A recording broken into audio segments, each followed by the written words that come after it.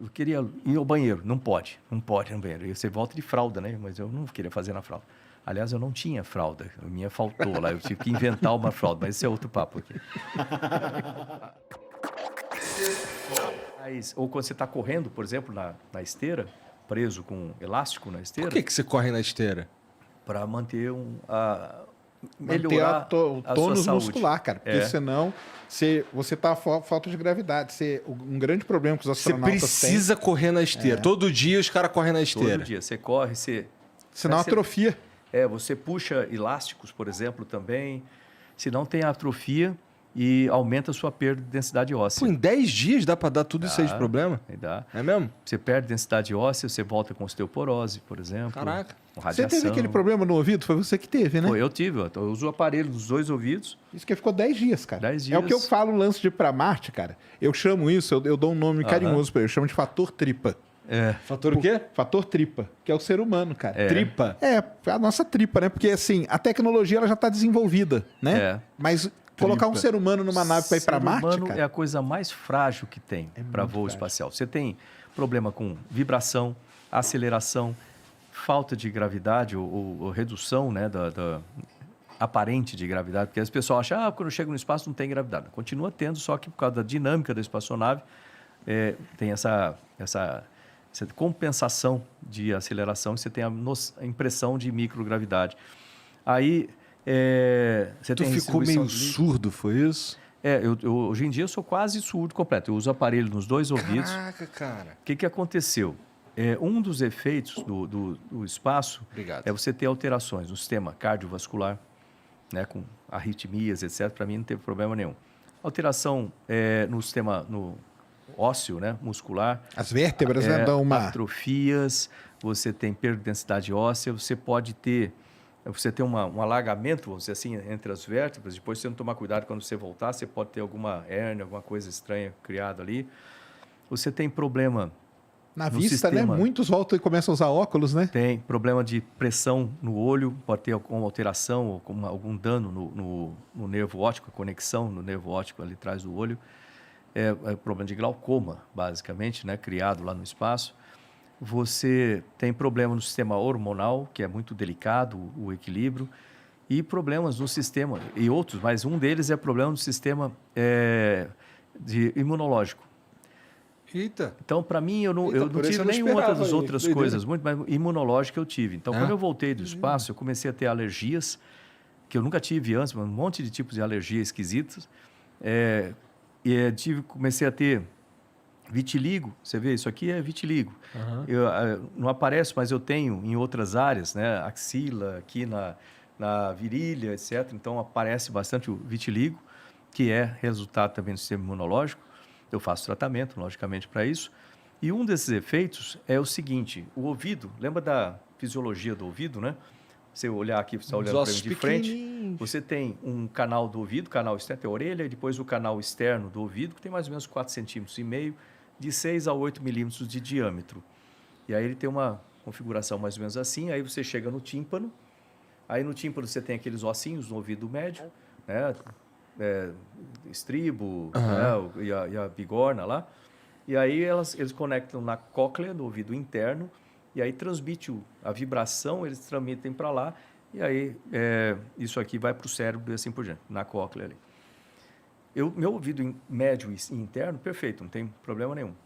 Agora, o tubo do ouvido externo, ele tem uma parede muito, muito ativa, né?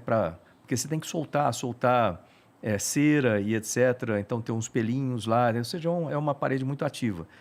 O meu corpo, meu sistema imunológico, começou a interpretar esse negócio, essa atividade dele, como infecção.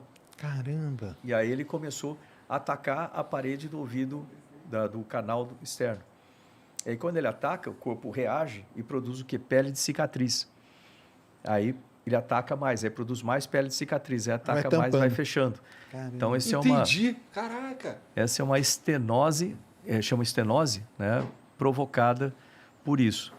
E eu também fazia mergulho de profundidade, mergulho de bastante tempo com nitrox, né?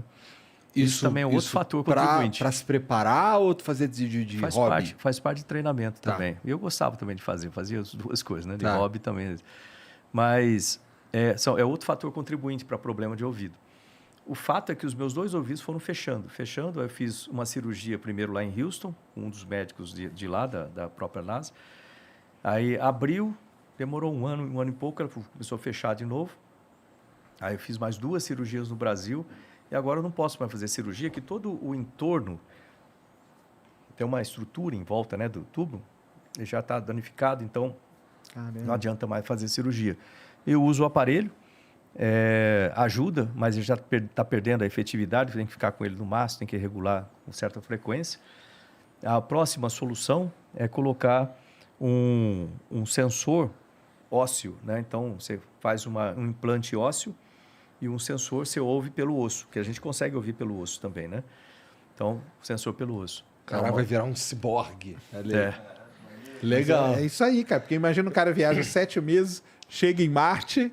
Tá, o cara, ser humano tá todo ferrado, né? 10 dias. Ele tá todo ferrado. Chega lá, cadê o hospital? Não tem. Aí o Elon Musk mostra lá a foto do cara descendo, né? Aquela sacanagem o Elon Musk, né, cara? Você vai levantar, o que eu vou fazer agora, cara? Não consigo andar. Como é que é o momento que vou chamar de nave, que a nave se acopla na estação espacial, cara? Esse é um momento tenso. É um dos momentos tensos. Você tem alguns momentos de maior risco, né?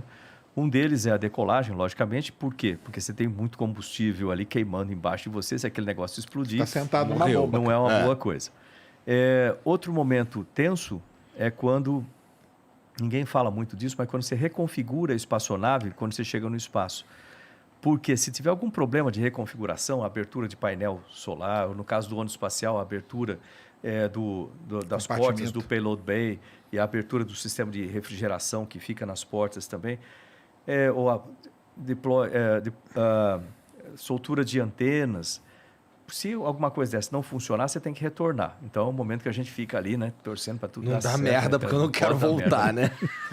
Aí, quando você vai fazer o acoplamento, né, o docking ali, esse acoplamento ele é tenso também, porque se você for pensar, você tem dois veículos a 27, 28 mil km por hora cada um.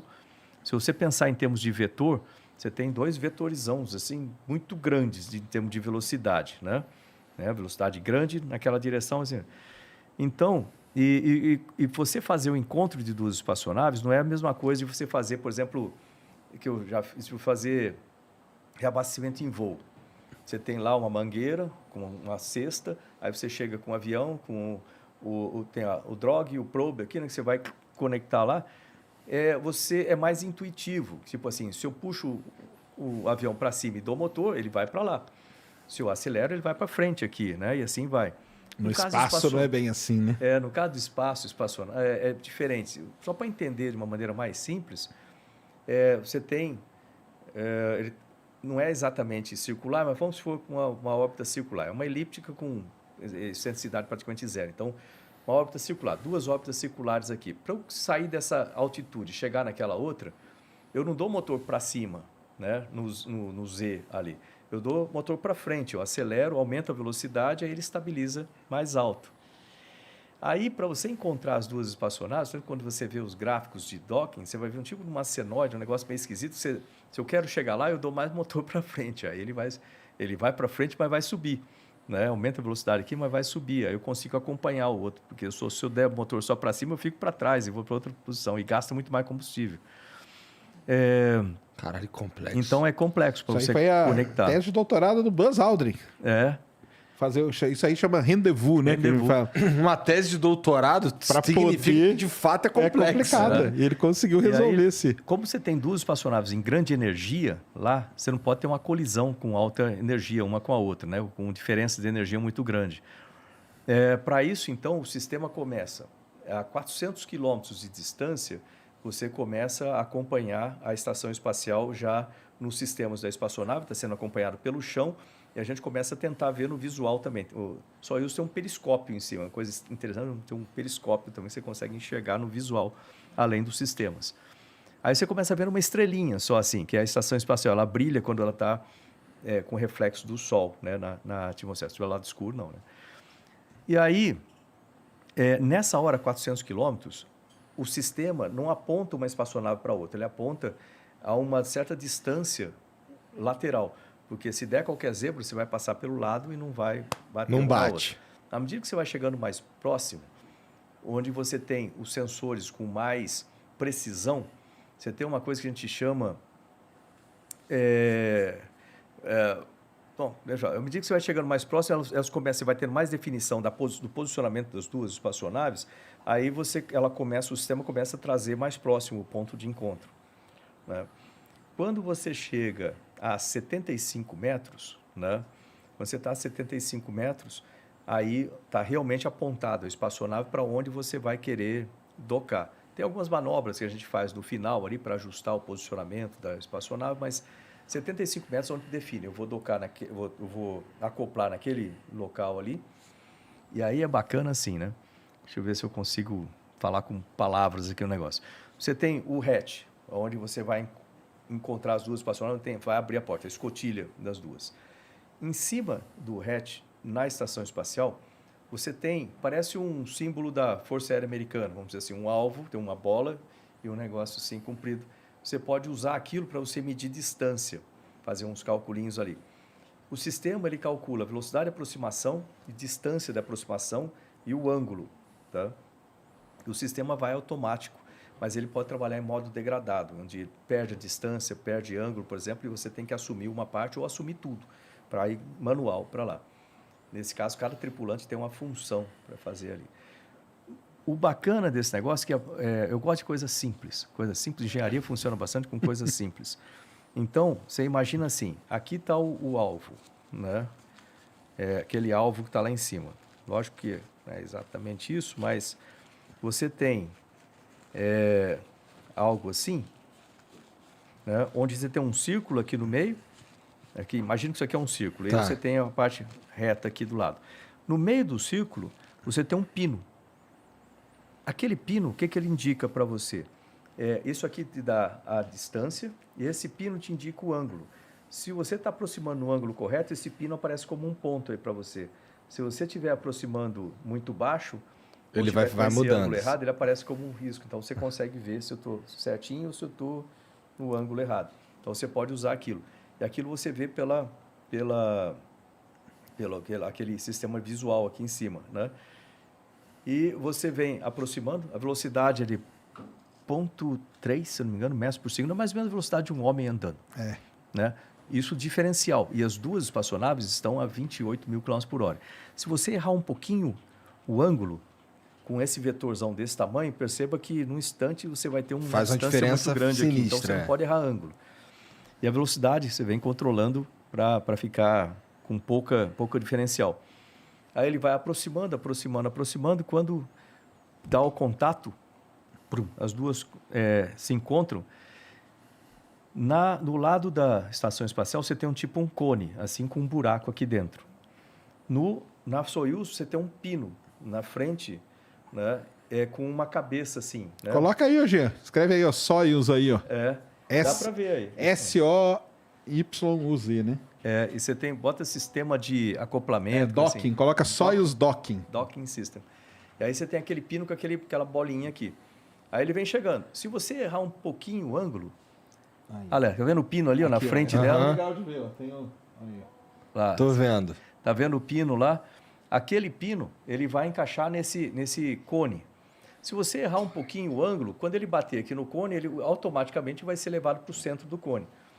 Olha lá. Ele vai ser levado para o centro do cone. E aí, quando ele entra no centro do cone... É um sistema de segurança para garantir que você está fazendo direito. Vai estar alinhado. Quando ele entra ali no centro do cone, lá dentro tem um sistema de retração. Ele puxa, ele vai fazer ele vai trazer para dentro, vai te agarrar e trazer para dentro. Aí tem o contato das duas superfícies de contato, aquele anel ali. Aquele anel lá e o anel do lado de cá. Aí você tem os LETs, que chama. Aí ele grudou, pum. Aí os LETs agarram o sistema mecanicamente. Depois que ele agarra, e lógico que quando ele entra ali dentro, ele entra e ajusta o ângulo também, você tem parafusos que são disparados automaticamente. Aí você vai vendo no sistema, pum, tá vermelho, o parafuso está entrando, pum, verde, conectou, pum, fechou. Então os parafusos conectam os dois sistemas. Depois que conectou mecanicamente os dois sistemas, os LEDs soltam. Agora você tem outro problema, que você tem aquela área ali interna e aquela de lá. Você tem que ver se não está vazando pressurização. Aí... Rapidinho, no teu caso, esse acoplamento aí foi automático ou vocês tiveram que mexer alguma coisa? Não, foi automático. Tá. Foi automático. A gente estava preparado para assumir, mas foi automático. E aí ele começa a fazer o teste de pressurização na área aberta. Aí você tem a pressão interna ali, ele é pressurizado, né? O meio dele é pressurizado. Você tem que comparar se aquela pressão que foi colocada, ela não vai cair. Você fica acompanhando o gráfico durante um bom tempo. Se ele cair um pouco, o sistema, você tem que fazer certos procedimentos para isso. Como ele não cai, significa estar mantendo a pressurização. Aí você faz uma equalização de pressurização. Você abre uma válvula de um lado, uma válvula de outro, lentamente, aí você começa a vazar para equalizar a pressurização de dentro das espaçonaves para dentro do espaço intermediário, de forma que fica tudo igual, para você não abrir e dar um pum, explodir. Né? Por isso que demora. Depois que acopla, demora algumas horas até os astronautas saírem da nave para entrar na... E dá para curtir? Dá para você ficar lá de dentro curtindo? Tipo, tu olha as paradas? É bonito quando você está chegando agora, assim, mas você quer olhar para a espaçonave aqui do lado, passando painel solar, aquela coisa, mas você está ligado no instrumento. Entendi, tá com você tá na tensão, né? Tá na tensão, tá na tensão. Por isso que você está com traje pressurizável, você está com ele fechado, tudo que se bater e soltar a pressurização da espaçonave, você sobrevive durante 1h22 minutos. 1h22, exatamente. Aí alguém lá resgatar. Aí, depois conectou, checou a pressurização, equalizou, tá tudo certo. Aí a gente tem o comando, a gente fala com o centro de controle, para a abertura dos hatches. Aí você abre o hatch de um lado, abre o hatch do outro, e aí você cria esse buraco entre as duas espaçonaves.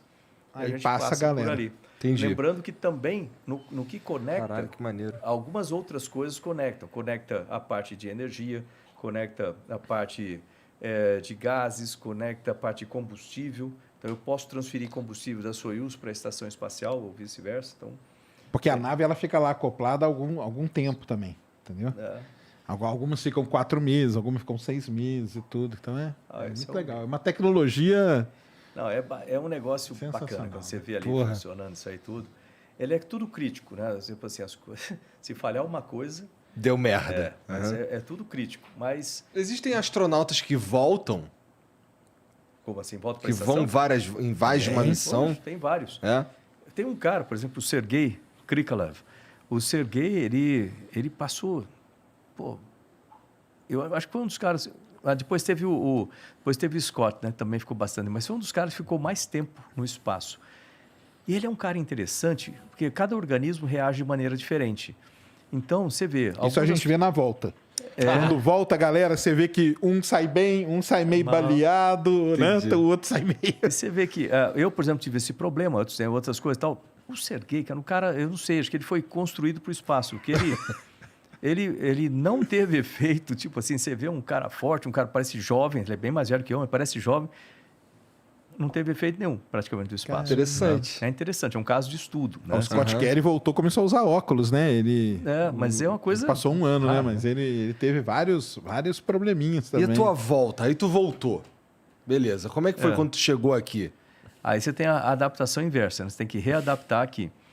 Então, algumas curiosidades, assim. Você volta, você tem que tomar muito cuidado com a sua coluna e com todas as juntas. Porque no espaço, dependendo da sua altura, né? Se você for um cara de 1,80 m, pode ser que você cresça quase uma polegada. E aí você tem que tomar cuidado com isso, para reentrada, etc. Um cara menor que nem eu vai ser tipo meio centímetro. Você chegou talvez. A medir isso? Você sente nas costas um desconforto muito grande. Dá vontade de você ficar fazendo isso aqui o tempo todo, sabe assim? Porque tem alguma coisa que está errada ali, né? E aí quando você está durante a reentrada, que é um momento crítico para caramba, é outro momento crítico, você separa da estação espacial, faz 2 órbitas para checar os sistemas, e aí ela entra assim, primeiro, depois que você fez isso, você começa a queima de reentrada. Você começa basicamente do outro lado do planeta para poder pousar em um círculo de 10 quilômetros lá no Cazaquistão. Aí a primeira coisa que você faz é botar a espaçonave voando de ré. Ela tem 3 módulos, né, a Soyuz. Tem o módulo de carga, a cápsula e o módulo de propulsão aqui. Aí ela vai de ré e você aciona o motor, né, a gente chama queima de reentrada, por 4 minutos e 20 segundos aproximadamente. Aí ela reduz a velocidade e começa a cair. Nesse momento ela vira 90 graus e tem 2 explosões que separam a parte de propulsão e de carga. Essas partes vão reentrar e vão queimar completamente. E a cápsula ela vira de costas, né, você vai para lá, com o painel térmico de costas indo para lá. Ele aquece mais de 2.000 graus a 70 centímetros das duas costas. Putz. E ele vai queimando durante a reentrada. Você vê aquelas faíscas todas, plasma piscando do lado. É uma sensação muito esquisita, porque para quem é piloto, você não tem muito o que fazer. Você consegue controlar ela em rolamento só assim. Dá algum controle, mas não é grande coisa. Porque ela Gente, tem uma eu brinco que o cara é passageiro da agonia, cara. Passageiro da agonia. E tem uns 4 minutos ali... que sem são comunicação, críticos, né? Você não tem comunicação, ela está vibrando, você não consegue enxergar o painel vibra todo, você não consegue enxergar, é melhor você fechar os olhos e esperar passar. Você vê aquele do lado, é muito esquisito. G, aí começa o G, né? Se você uma entrada normal dá 6 Gs. A nossa deu 6 ponto pouquinho, ou seja, posso considerar perfeito. Entrada balística, vamos dizer, quando a gente fala que teve algum problema. Na próxima missão, eu fiz em abril, né? Em a missão de setembro, ou a outra, eles tiveram um problema na explosão. Um dos parafusos segurou, eles entraram com um wobbling. E aí eles entraram, foram cair muito longe, 300 quilômetros do ponto de... Nossa, e dentro da nave, eles girando desse jeito? Pois, Fora né? Isso, o G, né? Que o G pode chegar até 11 Gs. Caramba. 11 Gs. Imagina, aí a gente tá aí, não é brincadeira, não. Aí, vibração, tal, você não consegue comunicar nada. Aí, de repente, volta a comunicação. Aí vem a questão de paraquedas. Aí a próxima coisa que tem que funcionar, com certeza, é o paraquedas. Aí o paraquedas fica do lado aqui, ele sai primeiro o paraquedas do piloto, e aí quando ele faz isso aqui, ele gira, logicamente, a espaçonave fica do lado, assim, né? Aí depois que ela estabilizado, libera o paraquedas principal e aí solta daqui o ponto de fixação e vem para o topo da espaçonave. Aí tem outra bangornada, né? Que ela vai ficar bangornando. Eu falo pro pessoal quando eu tô transmitindo isso aí, eu falo, só essa balançada aí, cara, pra mim já não voa, entendeu? E aí você tem o paraquedas principal segurando. Quando chega... quando ela faz isso, ela muda a antena. A antena passa a ser no topo, né? E ela libera uma antena de 4,5 metros, que é imagina uma cinta metálica que desenrola, né? Aquela cinta. Que é um cuidado depois do pouso, isso aí. E aí ela começa a emitir um sinal na frequência de emergência para o pessoal de resgate saberem onde você está, em que altitude. Aí vem um monte de helicópteros para acompanhar o pouso. Quando chega a 5.000 metros, ele abre uma válvula de equalização de pressão. Aí o ouvido vai sentir, aí vai condensar um pouco lá dentro. Aí você sabe que a válvula funcionou, né? Se você for pousar na água, isso aí não é feito exatamente dessa forma, tem um outro procedimento para não entrar água para dentro, etc. Aí você tem a 200 metros a cadeira, ela sobe 15 graus, ela faz um puff assim, né? Porque ela fica com um amortecimento para pancada no chão. Aí ele bate no chão. Quando ela subiu, você pode contar 1.001 e bum, bateu no chão.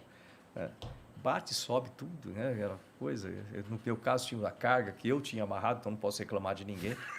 Porque foi parte da minha responsabilidade amarrar a carga. Porque você transfere carga para, inclusive, o seu assento, que chega numa Soyuz lá, aí você não volta na mesma. Você deixa aquela, você pega a velha, a que estava lá mais tempo, aí você pega para voltar com a velha, então você tem que transferir cadeiras. Eu transferi essas cadeiras e era minha responsabilidade também pegar a carga e prender lá dentro. Como eu era o menor da tripulação, em termos de altura, e o Bill era o mais alto do lado de lá, o Bill MacArthur, eu tirei as coisas do lado dele e deixei do meu lado, que cabia mais coisa aqui do que deixar encostar na cabeça dele lá.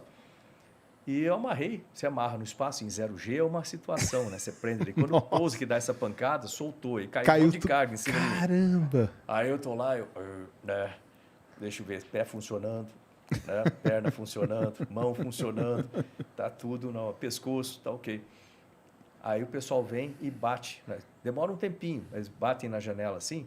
Por que demora um tempo? Porque a espaçonave, como ela faz o controle de altitude, ela tem esse controle feito com esses jatos com hidrazina. Hidrazina é super tóxica. E se a pessoa chegar lá, por exemplo, você chegar aqui, tempo molhado com hidrazina, você botar a mão lá, tchau para você.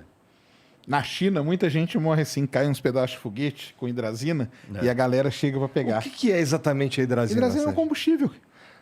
É um combustível. E aí o cara bota a mão, acontece o quê? Ele morre, porque ela é altamente tóxica. Morre? Ela entra pela pele da pessoa E o cara morre? Morre.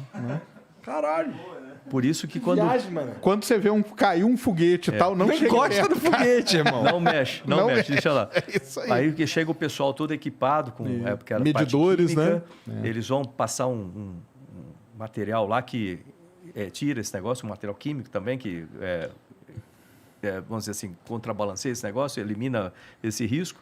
E um cuidado que eles têm que tomar é com essa antena. Se a antena não fizer o deployment, não for lançada no espaço, ele vai pousar com aquela antena. E dependendo de onde tiver, a posição que tiver a espaçonave, se alguém chega lá, mexe, pode ser que a antena saia e desenrola 4,5 metros de fibra de aço, de cinta de aço, e aquilo corta o que tiver na frente. Se tiver uma cabeça na frente, então aquilo... eles têm que olhar se aquilo está deployado. Então, uma espaçonave que acabou de pousar é perigoso. Sai de perto. Então, tem que vir um pessoal especializado, eles vão olhar, vão fazer toda a análise, acompanhar, desarmar todas essas armadilhas. E geralmente também ela pousa num lugar onde não tem ninguém mesmo, né? Não, por isso que é um deserto, lá no Cazaquistão, no meio do deserto. Aí o pessoal prepara toda ela, né? E no meu caso ela caiu e ficou em pé, assim, puf, né? Que sorte, hein? Aí o pessoal vai pôr um suporte em cima para você escorregar aqui descendo, porque você fica zonzo, é complicado você se mexer muito bem, aí eles vêm... Te tiram, né? Carregam, né? Depois ele bate lá do lado, você dá um sinal para eles, né? Aí eles batem de novo para abrir a escotilha, porque se abrir de qualquer jeito, o comandante está com a cabeça lá, vai levar uma pancada da escotilha em cima. Então ele tem que sair da frente, aí abre a escotilha. Né? Aí literalmente entra um cara, fica de cabeça para baixo, parece um trapezista, assim, né? Ajuda o comandante a sair primeiro. Aí tá tudo bem, ele ajuda, segura, do lado ajuda a tirar o comandante, aí senta lá fora, escorrega no escorregadorzinho, põe numa cadeira. Aí vem um de nós do lado, né? Aí, no caso, foi primeiro o Bill, que ele tinha menos coisa em cima. Aí fui tirando as coisas e aí eu saí. Aí você chega lá fora, senta assim, friozinho, estava de madrugada no deserto, uns 5 graus, assim. Aquele cheiro... Lá em cima você não sente cheiro, né? Uma sensação boa. O cheiro na estação qual que é? Não tem cheiro? Na estação você não sente, você perde o olfato quase. Entendi. Então, e ela não é que nem a Mir, que tinha muito cheiro, o sistema é melhor de filtragem. E aí você sente aqui, de volta aqui, é uma sensação boa, sabe? Completamente zonzo ainda. Aí você senta na cadeirinha, bota uns negócios lá, eu peguei a bandeira do Brasil, fiquei segurando a bandeira do Brasil lá, né? E aí tem os médicos, cada um tem um médico, né, responsável por você. Espera um pouquinho, aí até voltar um pouco as coisas, eles te levam para uma barraca, aí você pode tirar o macacão. Eu lembro de uma coisa interessante, estava o Valério na minha frente, assim, a gente tirou o macacão, eu queria ir ao banheiro, não pode ir no banheiro, e você volta de fralda, né, mas eu não queria fazer na fralda. Aliás, eu não tinha fralda, a minha faltou lá, eu tive que inventar uma fralda, mas esse é outro papo aqui. Aí, eu tirei, quando eu botei o pé no chão, uma coisa interessante, eu não sei explicar isso, né? Parece meio esotérico, mas eu e o Valério, os dois brancos, assim, um olhando para a cara do outro, né? Branco pra caramba. A gente botou o pé no chão, sem meia, assim, no chão, sabe, assim, naquela barraca. De repente eu olho para ele, eu estou vendo quase a cor dele voltando, assim, sabe? E ao mesmo tempo eu estava me sentindo melhor também, sabe? Essa respirar. Pode ser coincidência, mas é como se você reconectasse com a Terra, assim, sabe? Que doideira. Uma sensação muito interessante. Aí leva a gente para um helicóptero, eu lembro de um lance, tem gravado, tem no filme isso aí, o filme da EB até. Aí chega um cara assim para um repórter, né, fala assim, e aí? Eu nem sei que repórter é aquele, tá fazendo... Aí ele fala assim, e aí, coronel, como é que foi? Valeu a pena? Perguntou outra coisa, mas valeu a pena depois? Aí eu, do jeito que eu falei assim, eu falei, valeu. Pelo Brasil, valeu. Por mim, foda-se. Legal, cara. Que experiência sinistra. Né? Não tem nenhuma outra pessoa que teve uma experiência igual a tua assim no Brasil, né? Muito maluco isso. No Brasil, Né? Muito maluco. Foi uma coisa interessante, quando eu recebi lá o meu brevet de astronauta, vamos chamar assim, no final do curso, era o Charlie Precourt, o chefe dos astronautas. Ele entregou o PIN de astronauta, colocou em mim e falou assim: ô Marcos, parabéns, você agora é oficialmente o primeiro astronauta profissional do Brasil. Eu, obrigado. Aí deu um passinho e voltou. Sabe que a gente estava conversando lá no cafezinho? Você sabia que você é o primeiro astronauta profissional em um país do hemisfério sul do planeta Terra? Eu falei, eu? Eu não. Tem o Carlos Noriega, que acho que era do Peru, né, Colômbia. Tem o Andy, que é da Austrália, né? Tinha um cara da Argentina também, da turma anterior. Falei, não, esse pessoal, eles nasceram nesse país, tá certo? Vieram para os Estados Unidos, se tornaram cidadãos americanos. Eles voam com a bandeira dos Estados Unidos da América, só obedecem aos Estados Unidos da América. Eles não voam com a bandeira, sei lá, da Austrália e não vão obedecer à Austrália. Você não, você voa com a bandeira do seu país e você obedece ao seu país. Legal você serve demais, ao seu país. cara. Aí eu olhei para ele, sério? Quando é que eu vou voar? Não sei, ok. E aí, Isso aí.